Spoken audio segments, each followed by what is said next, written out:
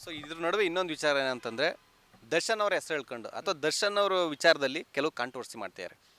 ನಟಿ ಆಗಿರ್ಬೋದು, ನಟ ಆಗಿರ್ಬೋದು, ಡೈರೆಕ್ಟರ್ ಆಗಿರ್ಬೋದು, ಇನ್ನು ಗೊತ್ತಿದೆ ಯಾರ್ಯಾರಂತ ಗೊತ್ತಿದೆ ನಿಮಗೆ.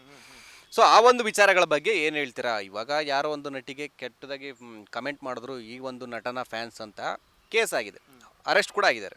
ಒಂದು ಕಡೆ ಏನಾಯಿತು, ನಮ್ಮ ಬಾಸ್ ಬಗ್ಗೆ ನೀನು ಕೆಟ್ಟದಾಗಿ ಮಾತಾಡ್ತೀಯ ಅಂತ ಯಾರೋ ಫ್ಯಾನು, ರೌಡಿ ಫ್ಯಾನೇ ಒಬ್ಬ ಪ್ರಥಮ್ಗೆ, ಇನ್ಯಾರೋ ಅಲ್ಲ, ಅವರೇ ಕಂಪ್ಲೇಂಟ್ ಕೊಟ್ಟಿರೋದು. ಪ್ರಥಮ್ ಅವರಿಗೆ ಯಾವುದೋ ಒಂದು ಇದು ಫಂಕ್ಷನ್ಗೆ ಹೋದಾಗ ಏನೋ ಅವರಿಗೆ ಬೆದರಿಕೆ ಹಾಕಿದ್ರು, ಹಲ್ಲೆ ಮಾಡೋಕ್ಕೆ ಬಂದರು ಅನ್ನೋದು ಸಾಕಷ್ಟು ವಿಚಾರ ಚರ್ಚೆ ಆಗಿತ್ತು. ಸೊ ನಿಮಗೆ ಇದು ವಿಚಾರ ಗೊತ್ತಿದೆ, ಏನು ಹೇಳ್ತೀರಾ? ಇವಾಗ ರೇಣುಕಾ ಸ್ವಾಮಿಗೆ ಮಾಡಿರೋದು ದರ್ಶನ್ ಅವರು ಕಮೆಂಟ್ ಮಾಡಿದ ತಕ್ಷಣ ಇದಾಗುತ್ತೆ. ಅದೇ ನಾನೊಬ್ಬ ನಟಿ, ನನಗೂ ಈ ಥರ ನಿಮ್ಮ ಫ್ಯಾನ್ಸ್ ಕಮೆಂಟ್ ಮಾಡ್ತೀರಿ, ನೀವು ಒಂದು ಹೇಳ್ಬೋದಾಗಿತ್ತಲ್ಲ, ನೀವು ಈ ಥರ ಎಲ್ಲ ಮಾಡಬೇಡಿ ಅಂತ ಹೇಳ್ಬೋದಾಗಿತ್ತಲ್ಲ ಅಂತ ಒಂದು ಕಡೆ. ಇನ್ನೊಂದು ಕಡೆ ಯಾಕೆ ಒಬ್ಬ ಒಬ್ಬ ಆ್ಯಕ್ಟ್ರಿಗೆ, ಸ್ಯಾಂಡಲ್ವುಡ್ ಡೈರೆಕ್ಟರ್ ಆ್ಯಕ್ಟ್ರು, ಅವ್ರಿಗೆ ಯಾಕೆ ಆವಾಜ್ ಹಾಕಬೇಕು? ಇದ್ರ ಬಗ್ಗೆ ದರ್ಶನ್ ಅವ್ರು ಎಂಟ್ರಿ ಹಾಕ್ಬಿಟ್ಟು ಇದೆಲ್ಲ ಮಾಡಬೇಡಿ ಅಂತ ಹೇಳ್ಬೋದಾಗಿತ್ತಲ್ಲ ಸರ್. ಈಗ ರಮ್ಯಾ ಮೇಡಮ್ ಹೇಳಿದ್ರು, ಓಕೆ, ಎಷ್ಟಾಗಲಿ ಹೆಣ್ಮಕ್ಳಿಗೆ ಈ ಥರ ಆಗಕ್ಕೆ ಹೋಗ್ಬಾರ್ದು ಸರ್. ಅವ್ರು ಕಂಪ್ಲೇಂಟ್ ಕೊಟ್ಟಿದ್ದು ತಪ್ಪಲ್ಲ. ಬಟ್ ಏನಂದರೆ ದರ್ಶನ್ ಅವರ ಫ್ಯಾನ್ಸ್ಗಳೇ ಮಾಡಿರೋದು. ಆಮೇಲೆ ದರ್ಶನ್ ಅವರು ಮಾತಾಡ್ಬೋದಾಗಿತ್ತಲ್ಲ ಅನ್ನೋದಕ್ಕಿಂತ ಏನಂದರೆ, ಅಲ್ಲಿ ಕೋರ್ಟಿಂದ ಆದೇಶ ಆಗಿರುತ್ತೆ ಸರ್. ಅವ್ರಿಗೆ ಈಚೆ ಹೋದಾದ್ಮೇಲೆ ನೀವು ಬೇಲ್ ಮೇಲೆ ಆಚೆ ಕಡೆ ಹೋಗ್ತಾ ಇದ್ದೀರಾ ಅಂದಮೇಲೆ ನಿಮ್ದು ಏನು ಕೆಲಸ ಇದೆಯೋ ಅಷ್ಟು ಮಾತ್ರ ಮುಗಿಸ್ಕೋಬೇಕು, ಯಾರ ಹತ್ರನೂ ಪಬ್ಲಿಕ್ ಹತ್ರ ಮಾತಾಡೋಂಗಿಲ್ಲ ಅಂತ ಹೇಳಿರ್ತಾರೆ ಸರ್ ಅವ್ರಿಗೆ.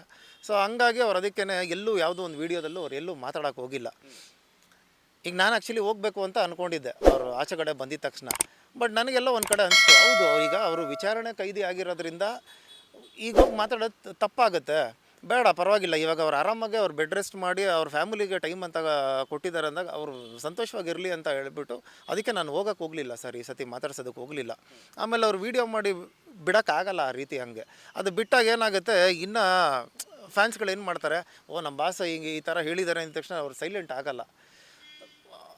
ನಾನು ಅದಕ್ಕೆ ಅಭಿಮಾನಿಗಳಿಗೆ ಏನು ಕೇಳ್ಕೊತೀನಿ ಗೊತ್ತಾ ಸರ್, ದಯವಿಟ್ಟು ದರ್ಶನ್ ಸರ್ ಫ್ಯಾನ್ಸ್ಗಳು ಯಾರೂ ಮಾಡೋದಕ್ಕೆ ಹೋಗಲ್ಲ ಸರ್. ಹೆಲ್ಪಿಂಗ್ ನೇಚರ್ ತುಂಬ ಇದೆ ಅವ್ರಗಳಿಗೆ. ಬಟ್ ಕೆಲವು ಸತಿ ಏನು ಮಾಡ್ತಾರೆ, ಈಗ ನನ್ನ ಜೊತೆ ಮುಂಚೆ ಒಂದು ಸಂಘ ಕಟ್ಕೊಂಡಿದ್ರು ಸರ್.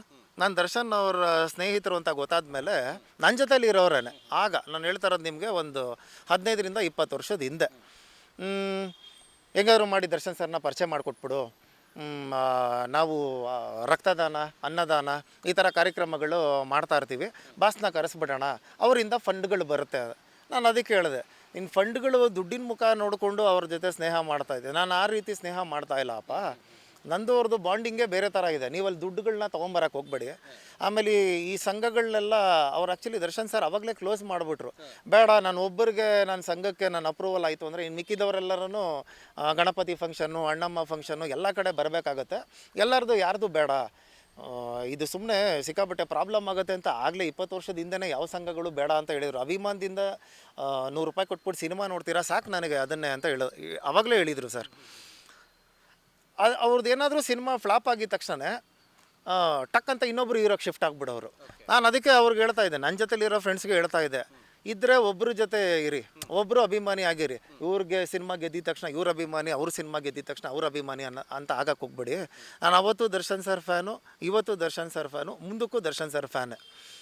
ಇವತ್ತು ನನ್ನ ಜೊತೆ ಅವ್ರು ಏನೇನು ಅಭಿಮಾನಿಗಳು ಅಂತ ಆಗಿ ಬಂದಿದ್ರಲ್ಲ, ಅವ್ರು ಸುಮ್ಮನೆ ಸುಳ್ಳುಗಳು ಹೇಳ್ಕೊಂಡು ಅವ್ರು ಇವತ್ತು ಯಾರೂ ಇಲ್ಲ ಸರ್. ದರ್ಶನ್ ಸರ್ ಅದಕ್ಕೆ ನನಗೊಂದು ಕರೆದುಬಿಟ್ಟು ನನಗೊಂದು ಮಾತು ಹೇಳಿದ್ರು ಆಗಲೇ, ಯಾವಾಗ ಸಂಗೊಳ್ಳಿ ರಾಯಣ್ಣ ಸಿನಿಮಾ ಟೈಮಲ್ಲೇ, ನೋಡು ಅಷ್ಟು ಜನನ ಕರ್ಕೊಂಬಂದು ಪರಿಚಯ ಮಾಡಿಕೊಟ್ಟೆ, ನಿನ್ನೇ ಬಿಟ್ಬಿಟ್ಟು ಬಂದು ನಮ್ಮನೆ ಹತ್ರ ಬರ್ತಾರೆ ಅವರುಗಳು. ಅಟ್ಲೀಸ್ಟ್ ನಿನಗೊಂದು ಫೋನ್ ಮಾಡಿ, ಅವ್ರದ್ದು ಒಂದು ಪಾಲಿಸಿ ಇದೆ, ಈಗ ನಾನು ನಿಮ್ಮನ್ನು ದರ್ಶನ್ ಸರ್ಗೆ ಪರಿಚಯ ಮಾಡಿಕೊಟ್ರೆ ನೀವು ಮತ್ತೆ ಅವ್ರ ಮನೆಗೆ ಹೋಗ್ಬೇಕಂದ್ರೆ ನನ್ನ ಮುಖಾಂತರನೇ ಹೋಗ್ಬೇಕು. ನೀವು ಇಲ್ಲೇನಾಗೋಗಿತ್ತು ಅಂತ ಹೇಳಿದ್ರೆ ನನಗೆ ಗೊತ್ತಿಲ್ಲದಿರಂಗೆ ಹೋಗ್ತಾಯಿದ್ರು. ಅದು ಅವ್ರಿಗೂ ಇದನ್ನಿಸ್ತು, ಏನು ಇವ್ನು ಪರಿಚಯ ಮಾಡಿಕೊಟ್ಟಿರೋರು ಇವನ್ನೇ ಕರೆದಿಲ್ವಲ್ಲ, ಇವ್ರುಗಳು ಮಾತ್ರ ಬರ್ತಿದ್ದಾರಲ್ಲ ಅಂತ ಅವನ್ನ ಕರ್ಕೊಂಬನ್ನಿ ಅಂತ ಅನ್ನೋರು ನನಗೆ. ನಾನು ಅದಕ್ಕೆ ಏನರಪ್ಪ ಯಾವ ಟೈಮ್ಗೆ ಹೋಗ್ತೀರಾ, ಏನು ಕತೆ, ಯಾಕಂದರೆ ಎಲ್ಲರೂ ಅವ್ರಿಗೆ ಬಿರಿಯಾನಿ ಅಂದರೆ ತುಂಬ ಇಷ್ಟ ಸರ್, ನಾಟಿ ಕೋಳಿ ಸಾರು ಅಂದರೆ ಇಷ್ಟ, ಕರ್ಮೀನ್ ಸಾರು ಅಂದರೆ ತುಂಬ ಇಷ್ಟ. ಅದನ್ನು ತೊಗೊಂಡೋಗಿ ಕೊಟ್ಬಿಡೋರು. ಶೂಟಿಂಗ್ ಸೆಟ್ಟು ಎಲ್ಲೆಲ್ಲಿ ನಡೀತಾ ಇದೆ ಅಂತ ನನ್ನ ಹತ್ರ ವಿಷಯ ತಿಳ್ಕೊಳ್ಳೋರು. ಯಾಕಂದರೆ ನಾನು ಜಿಮ್ಮಲ್ಲಿ ಕೆಲಸ ಮಾಡ್ತಾಯಿದ್ದೆ. ಆ ಜಿಮ್ ಕೆಲಸ ಮುಗಿಸ್ಕೊಂಡು ಈ ಮಧ್ಯ ಗ್ಯಾಪಲ್ಲಿ ಸೀರಿಯಲ್ಗೆ, ಸಿನಿಮಾಗಳಿಗೆ ಟ್ರೈ ಮಾಡ್ತಾಯಿದ್ದೆ. ಆಗ 15 ವರ್ಷ 20 ವರ್ಷದ ಹಿಂದೆ. ಆ ಟೈಮಲ್ಲಿದ್ದಾಗ ನಾನು ಕೆಲಸ ಮಾಡ್ತಿರ್ತಿದ್ನಲ್ಲ ಇಲ್ಲಿ ಜಿಮ್ಮಲ್ಲಿ, ಬರೋಕ್ಕಾಗಲ್ಲಪ್ಪ, ನಾಳೆ ನಾಡಿದ್ದಂಗೆ ಹೋಗೋಣ ಬಿಡಿ, ನಾನು ಟೈಮ್ ಮಾಡ್ಕೊಂಡು ಬರ್ತೀನಿ ಅಷ್ಟರಲ್ಲಿ. ನನಗೆ ಗೊತ್ತಿಲ್ಲದಂಗೆ ನನ್ನ ಜೊತೆಲಿರೋರು ಹೋಗ್ಬಿಡೋರು ಫೋಟೋ ತೆಗೆಸ್ಕೊಂಬರೋದಕ್ಕೆ. ಫೋಟೋ ತೊಗೊಂಡು ನೋಡಿ ನಾನು ತೆಗೆಸ್ಕೊಂಬಂದೆ ಅನ್ನೋರು. ಸರ್ ಅಂದರೆ ಒಂದು ಫೋಟೋಗೋಸ್ಕರ ಅಥವಾ ಒಂದು ಆಟೋಗ್ರಾಫ್ಗೋಸ್ಕರ ಅಭಿಮಾನಿ ಆಗೋದಲ್ಲ ಸರ್, ಅದು ಮನಸ್ಪೂರ್ವಕವಾಗಿ ಬರಬೇಕದು ನಮಗೆ ಖುದ್ದಾಗಿ.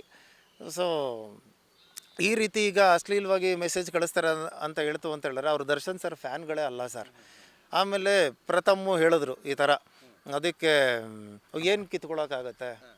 ಅದಾದ ಮೇಲೆ ಇದು ರಮ್ಯಾ ಮೇಡಮ್ಮು ಹಾಕಿರೋ ಚಪ್ಪಲಿನೇ 2 ಲಕ್ಷ ರೂಪಾಯಿ ಚಪ್ಪಲಿ ಅವ್ರು ಹಾಕೋತಾರೆ ಅಂತ ಹೇಳಿದ್ರಲ್ಲ. ನಾನು ಅದಕ್ಕೆ ನಾನು ಅವತ್ತೇ ಅಂದ್ಕೊಂಡೆ, ಪ್ರಥಮ್ಗೆ ಏನು ಹೇಳಬೇಕು ಅಂತ ಹೇಳಿದಾಗ ನೆಕ್ಸ್ಟ್ ಸತಿ ಸಿಕ್ಕಿದಾಗ, ಅಪ್ಪ ನೀನು ರಮ್ಯಾ ಮೇಡಮ್ 2 ಲಕ್ಷ ರೂಪಾಯಿ ಚಪ್ಪಲಿ ಹಾಕಿರ್ಬೋದು, ದರ್ಶನ್ ಸರ್ ಕೈಯಲ್ಲಿ ಇಟ್ಕೊಂಡಿದ್ದಾರಲ್ಲ ಮೊಬೈಲು ಹುವೈ ಬ್ರ್ಯಾಂಡ್ದು, ಅದು 3.5 ಲಕ್ಷ ಫೋನೇ ಇಟ್ಕೊಂಡಿರ್ತಾರೆ ಅವರು ಎನಿ ಟೈಮ್ ಯಾವಾಗಲೂ. ಆಮೇಲೆ ಅವ್ರದ್ದು ಟಾಪ್ ಟು ಬಾಟಮು ಡ್ರೆಸ್ಗಳು ಕಂಪೇರ್ ಮಾಡಿಬಿಟ್ರೆ ಆ ಸನ್ ಗ್ಲಾಸಸ್ಸೇ 70,000 1 ಲಕ್ಷ ಇರುತ್ತೆ LV ಬ್ರ್ಯಾಂಡು. ಅದಾದ್ಮೇಲೆ ಅವ್ರು ಹಾಕಿರೋ ವಾಚೆ ಹುಬ್ಲಾಟ್ ವಾಚು ಅಥವಾ ಫ್ರ್ಯಾಂಕ್ ಮುಲ್ಲರ್ ವಾಚನೇ ಒಂದು 10 ಲಕ್ಷ 5 ಲಕ್ಷ ವಾಚ್ಗಳೇ ಹಾಕಿರ್ತಾರೆ. ಆ ರೀತಿ ಕಂಪೇರ್ ಮಾಡೋಕ್ಕೆ ಹೋಗಬೇಡ ಪ್ರತಿಯೊಬ್ಬರೂ. ಅವ್ರವ್ರದ್ದೇ ಅದು ಒಂದು ತೂಕ ಅಂತ ಇರುತ್ತೆ ಸರ್. ನಾನು ಪ್ರಥಮ್ ಬಗ್ಗೆ ಹೇಳೋದಕ್ಕೆ ಇನ್ನೊಂದೇನೆಂದರೆ, ಪ್ರಥಮು ನನಗಿಂತ ಚಿಕ್ಕವರು, ವಯಸ್ಸಲ್ಲಿ ತುಂಬ ಚಿಕ್ಕವರು. ಅದಾದಮೇಲೆ ನಾನು ಎದುರುವಾದ ಮಾತಾಡಿದ್ರೆ ನನ್ನ ಸರಿಸಮವಾಗಿ ಇರೋರ ಹತ್ರ ನಾನು ಗುದ್ದಾಡ್ತೀನಿ, ವಾದ ಮಾಡ್ತೀನಿ. ಪ್ರಥಮ್ ಹತ್ರ ವಾದ ಮಾಡಿ ಏನು ಯೂಸ್ ಇಲ್ಲ ಸರ್. ನಾನು ಅದೇ ಅಂದ್ಕೊಂಡೆ, ಯಾರೋ ಏನೋ ಅರ್ಧಂಬರ್ಧ ತಿಳ್ಕೊಂಬಿಟ್ಟಿದ್ದಾರೆ, ಇಲ್ಲಾಂದರೆ ಸೈಕೋ ಆಗ್ಬಿಟ್ಟಿದ್ದಾರೆ ಅಂತ ಕಾಣಿಸುತ್ತೆ. ಅದಕ್ಕೆ ಅವರು ಒಂದು ಜೋಶಲ್ಲಿ ಬೇಗ ಒಂದು ಸಿನಿಮಾಗೆ ಪ್ರಮೋಷನ್ ಮಾಡ್ಕೊಂಬಿಡೋಣ, ಪಬ್ಲಿಸಿಟಿ ಆಗಿಬಿಡೋಣ ಅಂತ ಹೇಳಿ, ಇಲ್ಲ ನಾನು ಡೆವಿಲ್ ಮುಂದೆನೇ ಬರ್ತೀನಿ, ಅವೆಲ್ಲ ನಿಲ್ಲಿಸಬೇಕು ಸರ್. ಆ ಗಾಂಚಲಿಗಳೆಲ್ಲ ಇತ್ತು ಅಂದರೆ ಸಿನಿಮಾ ಇಂಡಸ್ಟ್ರಿಲಿ ಬೆಳೆಯೋದಕ್ಕೆ ಕಷ್ಟ ಆಗುತ್ತೆ ಸರ್. ಈ ಕೊನೆಗೆ ಏನಂದ್ರೆ ಅವರೇನೆ, ನಾನೆಲ್ಲ ಬಿಟ್ಬಿಟ್ಟು ದಯವಿಟ್ಟು ನಾನು ಊರಿಗೆ ಹೋಗ್ಬಿಡ್ತೀನಿ, ದಯವಿಟ್ಟು ಕ್ಷಮಿಸ್ಬಿಡಿ ನನ್ನನ್ನು ಅಂತ ಹೇಳಿದ್ರು ಅಷ್ಟೇ. ಅದಕ್ಕೆ ಯಾರನ್ನು ಎದುರಾಕೊಳ್ಳೋಕೆ ಹೋಗ್ಬಾರ್ದು ಸರ್. ಯಾಕಂದರೆ ಪ್ರತಿಯೊಬ್ಬರು ಕೂಡ, ಈಗ ಸುದೀಪ್ ಸರ್ ಆಗಿರ್ಬೋದು, ದರ್ಶನ್ ಸರ್ ಆಗಿರ್ಬೋದು, ಶಿವಣ್ಣ ಅವರು, ಅಪ್ಪು ಸರ್, ಒಂದಷ್ಟು ಜನ ನಟರುಗಳು ಏನೇನಿದಾರಲ್ಲ ಸರ್, ಅವರೆಲ್ಲ ಒಂದು ಅವ್ರ ತಂದೆ ಇದರಿಂದಲೂ ನೋಡ್ಕೊಂಡು ಬಂದಿದ್ದಾರೆ. ಯಾಕಂದರೆ ನಾನು ಹೇಳ್ತಾ ಇರೋದು ನಿಮಗೆ 90s 80s ಮೇಲೆ, ಈಗ ಶಿವಣ್ಣ ಇವರೆಲ್ಲ ಬಂದಿದ್ದು ಆ ಟೈಮಲ್ಲೇ ಅಲ್ಲ. ಅವರು ಅವ್ರ ತಂದೆನ ಹೆಸರನ್ನು ಉಳಿಸ್ಕೊಂಡು ಕ್ಯಾರಿ ಮಾಡ್ಕೊಂಡು ಹೋಗ್ತಾ ಇದ್ದಾರೆ ಸರ್. ಅವರು ಒಂದು ಅಣ್ಣವರು, ಶಂಕರ್ನಾಗ್ ಅವರು, ಅಂಬರೀಷ್ ಅಣ್ಣ ಮತ್ತು ವಿಷ್ಣುವರ್ಧನ್ ಸರು, ಇವರೆಲ್ಲ ಒಂದು ಏನಂತೀವಿ, ಒಂದು ರೂಟನ್ನು ತೋರಿಸ್ಕೊಟ್ಟಿದ್ದಾರೆ. ಆ ಮಾದರಿಯಲ್ಲಿ ನಾವುಗಳು ಹೋಗ್ತಾ ಇರಬೇಕು. ಅದು ಬಿಟ್ಟು ಸುಮ್ಮನೆ ಇಲ್ಲಿ ಫ್ಯಾನ್ಸ್ ವಾರ್ ಮಾಡ್ಕೊಂಡು ಕೂತ್ಕೊಂಡು ಇವ್ರು ಅವ್ರ ಮೇಲೆ ಹೇಳ್ತಾ ಇದ್ದಾರೆ ಸರ್. ಬೇರೆ ಏನನ್ಸುತ್ತೆ ಗೊತ್ತಾ ನನಗೆ, ಆ ಯೂಟ್ಯೂಬು, ಆ ಇನ್ಸ್ಟಾಗ್ರಾಮ್ ಎಲ್ಲ ಸುಮ್ಮನೆ ಸ್ಕ್ರಾಲ್ ಮಾಡ್ತಾಯಿದ್ರೆ ಬೇರೆ ಭಾಷೆ ಅವರು, ಈಗ ಮಲಯಾಳಮ್ಮು, ತಮಿಳು, ಅವರೆಲ್ಲ ಆಡ್ಕೋತಾ ಇದ್ದಾರೆ ಸರ್ ನಮ್ಮ ಕನ್ನಡ ಇಂಡಸ್ಟ್ರಿನ. ಆಮೇಲೆ ತುಂಬ ಜನ ಕನ್ನಡ ಸಿನಿಮಾ ನಿರ್ಮಾಪಕರುಗಳು ನೋಡಿ, ನೀವು ಯಾರದೇ ಇಂಟರ್ವ್ಯೂ ಮಾಡಿ, ಹೌದು ಕನ್ನಡ ಸಿನಿಮಾ ಬಿದೋಗ್ಬಿಟ್ಟಿದೆ, ಯಾಕಂದರೆ ಅದನ್ನು ಎತ್ತವ್ರು ಬೇಕು ಮೇಲ್ಗಡೆ ಅಂತಾರಲ್ಲ. ಈಗ ಇವರೆಲ್ಲ ಪಿಲ್ಲರ್ ಆಗಿ ನಿಂತಿದ್ದಾರೆ, ದರ್ಶನ್ ಸರ್ ಆಗಲಿ, ಸುದೀಪ್ ಸರ್ ಆಗಲಿ, ಪ್ರತಿಯೊಬ್ಬರು ನಿಂತ್ಕೊಂಡಿದ್ದಾರೆ ಒಂದು ಪಿಲ್ಲರ್ ಆಗಿ. ಸೊ ಇದನ್ನು ಅವ್ರ ಸಿನಿಮಾಗಳನ್ನ ನೋಡಬೇಕು, ಅದರಿಂದ ಏನು ಒಳ್ಳೇದಿದೆ ಅದನ್ನು ಮಾತ್ರ ತಗೋಬೇಕು, ಇನ್ನು ಕೆಟ್ಟದನ್ನು ಮಾತ್ರ ಥಿಯೇಟ್ರಲ್ಲೇ ಬಿಟ್ಬಿಟ್ಟು ಆಚೆಗಡೆ ಬರಬೇಕು. ಅದು ಬಿಟ್ಟು ನಾವು ಸಿನಿಮಾದಲ್ಲಿ ಏನು ಮಾಡ್ತಾರೆ, ನಾವು ಅದನ್ನು ನಿಜ ಜೀವನದಲ್ಲಿ ಮಾಡೋಕ್ಕೆ ಹೋಗ್ತೀನಿ ಅಂದರೆ ಅದು ಕಷ್ಟ ಸರ್. ಅದೆಲ್ಲ ಅದಕ್ಕೆ ಹೇಳೋದು, ಸಿನಿಮಾದಲ್ಲಿ ಫಸ್ಟೇ ಕೊಟ್ಬಿಡ್ತಾರೆ, ಈ ಚಿತ್ರದಲ್ಲಿ ಬರುವ ಸನ್ನಿವೇಶಗಳು ಕೇವಲ ಕಾಲ್ಪನಿಕ ಅಂತ. ಅದಕ್ಕೆ ಅದು ಕಾಲ್ಪನಿಕವಾಗಿ ಅಲ್ಲೇ ಬಿಟ್ಬಿಟ್ಟು ಎಂಜಾಯ್ಮೆಂಟ್ ಮಾಡ್ಕೊಂಡು ಬರಬೇಕು ಅಷ್ಟೇ. ಲೇಟೆಸ್ಟ್ ಹಾಗೂ ಇಂಟ್ರೆಸ್ಟಿಂಗ್ ಸುದ್ದಿಗಳಿಗಾಗಿ ಬಾಸ್ ಟಿವಿ ಕನ್ನಡ ಚಾನೆಲ್ನ ಸಬ್ಸ್ಕ್ರೈಬ್ ಮಾಡಿ, ಹಾಗೆಯೇ ಬೆಲ್ ಐಕಾನ್ ಪ್ರೆಸ್ ಮಾಡಿ. ಇದರ ಜೊತೆಗೆ ಫೇಸ್ಬುಕ್, ಇನ್ಸ್ಟಾಗ್ರಾಮ್, ಎಕ್ಸ್ನಲ್ಲೂ ಮಿಸ್ ಮಾಡದೆ ಫಾಲೋ ಮಾಡಿ.